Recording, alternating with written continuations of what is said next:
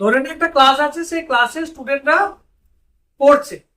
এবার সেখানে যে ফার্স্ট বয়, সে 100 পায় ম্যাথে বা সায়েন্সে বা বিভিন্ন সাবজেক্টে, সে খুব ভালো নাম্বার পায়। এমন একটা স্টুডেন্ট আছে, সে হয়তো অত ভালো নাম্বার পায় না, মিডিয়াম রেঞ্জে নাম্বার পাচ্ছে। কিন্তু দুটো স্টুডেন্টের মধ্যে ডিফারেন্স হচ্ছে যে ফার্স্ট বয় সে টিচারকে কোন রকম প্রশ্ন করে না। ঠিক আছে, যে এটা কেন হচ্ছে? ও জাস্ট একটা নোট দিল বা কিছু লিখিয়ে দিল বা বলে দিল এগুলো ইম্পর্টেন্ট, সেগুলো মুখস্থ করে পরীক্ষায় ভালো নাম্বার পেল। আরেকজন প্রশ্ন করছে যে এটা কেন, ওটা কেন, সিলেবাসের বাইরে হওয়া সত্ত্বেও সে প্রশ্ন করছে। সে কিছু একটা দেখেছে রাস্তায় আস্তে আস্তে, সে সেটা নিয়ে টিচারকে প্রশ্ন করেছে। টিচার তাকে হয়তো বকছে বা তার উত্তরটা বলে দিচ্ছে, সেটা ডিপেন্ড করে টিচারের কোয়ালিটি।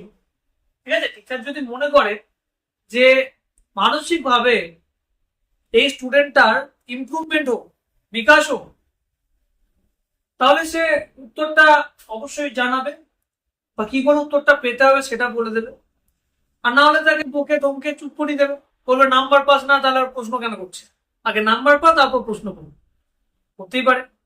এবার আমার সোজা প্রশ্ন যে এই দুটো স্টুডেন্টের মধ্যে, যে ফার্স্ট বয় আর একটা স্টুডেন্ট যে মিডিয়াম নাম্বার পাচ্ছে, এই দুটো স্টুডেন্টের মধ্যে কে বেশি বুদ্ধিমান?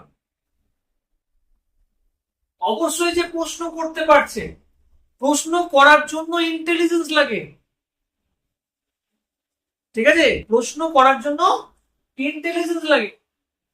কেউ আমাকে বলল যে এই জিনিসটা করলে তুই এইরকম বেনিফিট পাবি। ঠিক আছে, কোন একটা কুসংস্কার বা কিছু একটা বলে দিল যে এই জিনিসটা করলে তুই এই বেনিফিটটা পাবি।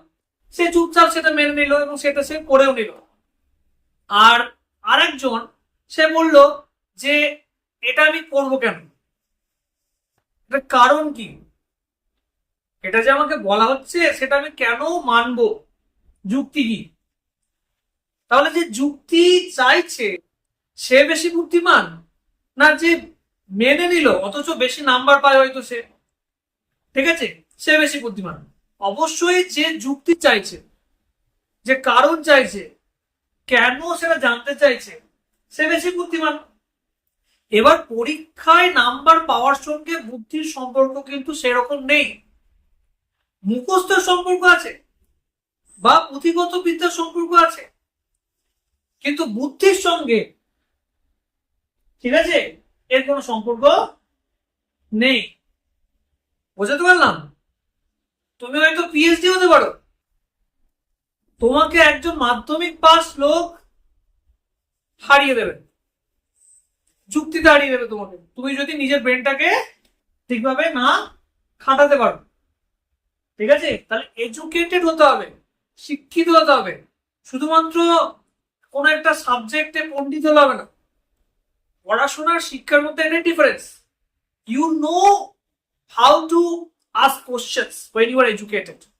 তুমি জানতে পারো যে কি প্রশ্ন করতে হবে, কিভাবে প্রশ্নটা করতে হবে, কোন প্রশ্নটা করা উচিত, কোনটা করা উচিত না, বা কোনটা সঠিক প্রশ্ন, কোনটা ভুল প্রশ্ন। বুঝতে পারলাম? তবেই তুমি শিক্ষিত। না হলে তুমি কি পরীক্ষা পাশের পড়া করছো, যে হ্যাঁ আমার একটা পরীক্ষা আছে আমাকে পাস করতে হবে, ব্যাস আমি শিক্ষিত হয়ে গেল। না, তুমি শিক্ষিত নও। শিক্ষিত হতে গেলে আগে ব্রেনটাকে মুক্ত করতে হয়। ব্রেনটা কি করতে হয়? মুক্ত করতে হয়। ব্রেনটা পড়ে আছে এসব জিনিসের মধ্যে। কেউ বললো যে হ্যাঁ একটা বিড়াল পেরিয়ে গেছে, এখন দাঁড়িয়ে যায়, এখন রাস্তা দিয়ে যাবি না।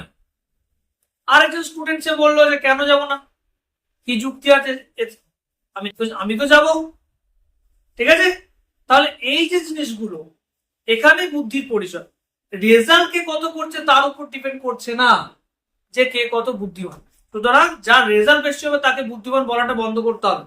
ঠিক আছে, যার মাথায় যুক্তি আছে, যে সমস্ত মানুষকে মানুষ ভাবে, ধর্মের উপরে গিয়ে সে মানুষকে মানুষ ভাবে, সে প্রকৃত শিক্ষিত। আর যে ধর্ম মেনে চলে, সে হিন্দু হতে পারে, মুসলিম হতে পারে, খ্রিস্টান হতে পারে, কিন্তু সে আর যাই হোক মানুষ নয়। কারণ মানুষের বাচ্চা কি হয়? মানুষ হয়। না না, মানুষের বাচ্চা কোনোদিন হিন্দু মুসলিম খ্রিস্টান হয় না। গরুর বাচ্চা কি হয়? গরু হয়। ছাগলের বাচ্চা কি হয়? ছাগল হয়। ককরোচের বাচ্চা কি হয়? ককরোচ হয়। তো মানুষের বাচ্চা মানুষ হয় না? মানুষের বাচ্চা হিন্দু মুসলিম কি করে হলো? খ্রিস্টান কি করে হলো? ওকে, ব্যাপারটা বোঝাতে পারলাম? তাহলে এইটা বুঝতে হবে যে নিজের মাথাটাকে মুক্ত করো, তবে তুমি শিক্ষিত। ঠিক আছে?